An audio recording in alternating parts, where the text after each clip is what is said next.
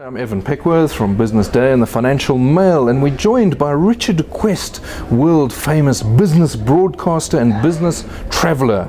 Welcome, Richard. One of the things that is always said about Africa is rising. Well, please tell me when it's risen, because there is no question that a continent that has offered so much opportunity but failed to deliver on, frankly, quite a spectacular scale, bearing in mind the amount of opportunity investment that has been put in. Now, the critics always say, well, it'll take time, you can't reverse a century or two of backwardness overnight, new policies. But I think that's slightly missing the point. There are still too many questions over Africa's transparency, over the questions of procurement, over the questions of policies, over the questions of democracy. It's time to actually make things better. You are very firmly putting the cart before the horse. You are looking for markets to do the jobs, where I say you have to go back even further. You've got to go back to things like good governance, transparency, the rule of law, shareholder rights. Before you have any of the, before you worry about whether the company's going to IPO, because what you're doing is you're fixating on the possibility of vast fortunes being made, markets rising and all that sort of stuff. But you're not going to get the investment. Oh, you're always going to get some companies coming in because there's a gravy train leaving the station and they want to be on board. That is not difficult.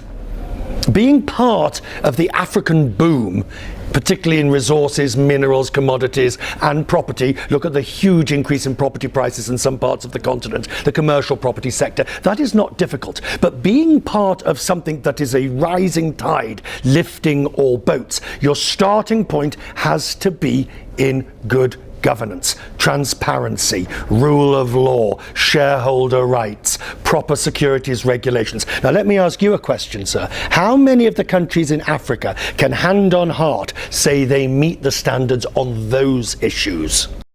Tapering is working, and it's working better than as well as they expected. The next big issue for emerging markets is after tapering, we will move into this no man's land, what Janet Yellen has called the considerable period. That is between the end of tapering and the possible rise in interest rates.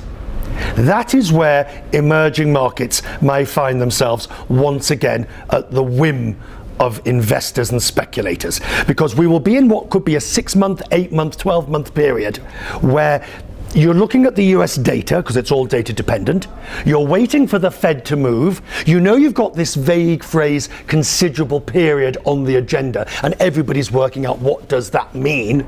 And that is where I think emerging markets, India, Brazil, South Africa, not just only the BRICS, I mean, but other countries too, will feel the effect. We know that corporations are sitting on trillions of dollars on their bank accounts. Now, some corporations will sit on that just because there's nowhere else to put it. Others will be sitting on it because they'll use it as a defensive mechanism. Some, though, ultimately have to start spending it. So yes, I think there is the possibility of an M&A. I hate the word boom because a boom sounds derogatory. I think you will start to see more M&A activity, but one hopes that those involved have learnt the lessons of previous times. And when you get a frothy market, you get ill-considered deals. There is a fascinating role of central banks. The central bankers have been the only firemen who can put out the fire. And we have in many ways stretched the remit of the central banker to breaking point. What was it that saved the euro? Yeah, it wasn't all the bailouts of Greece. It wasn't the six-pack, the two-pack, the fiscal compact. It wasn't the European Commission. It wasn't the midnight meetings. What saved the euro?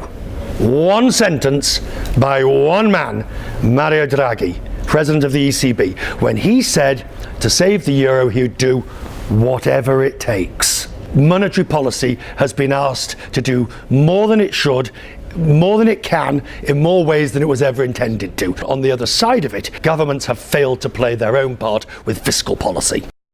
There I think South Africa, in terms of the business traveller, arguably falls down, and Africa definitely falls down. It's in A, the soft area, the soft infrastructure, visas, telco, internet, Wi-Fi, 4G, all the things that we're now starting to get used to.